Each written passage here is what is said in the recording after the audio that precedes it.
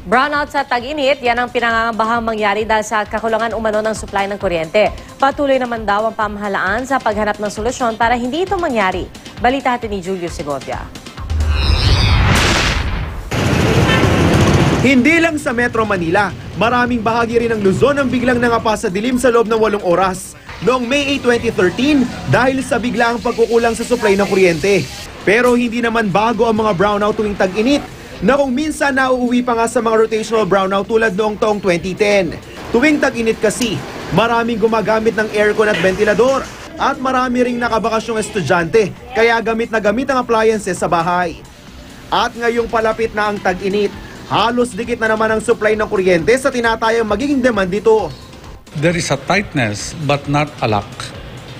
At ang tightness natin really happens on the peak hours, not on the off-peak hours. Ibig sabihin lang daw nito, manipis ang power reserve. Kaya pag nagka-problema sa pinagkukunan ng kuryente, hindi malayong magkulang ang supply ng kuryente at magka-brownout. Pag may biglang plantang bumagsak, talagang hindi rin natin inaasahan yan. Parang kotse yan, tumatakbo, hindi natin alam kung kailan titirik. Para maiwasan yan, 70 araw ng patatakbuhin ng Malaya Power Plant simula sa Abril para kumapalang supply ng kuryente. Yan naman talaga yung role ng Malaya in terms of generating during emergencies. May kakulangan tayo sa power generation.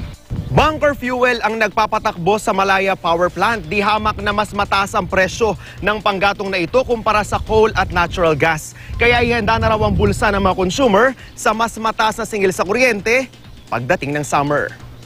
Maganda na talaga kasi mas mahal na yung magiging operating cost ng Malaya. So malaki yung sisingilin siguro ng Meralco.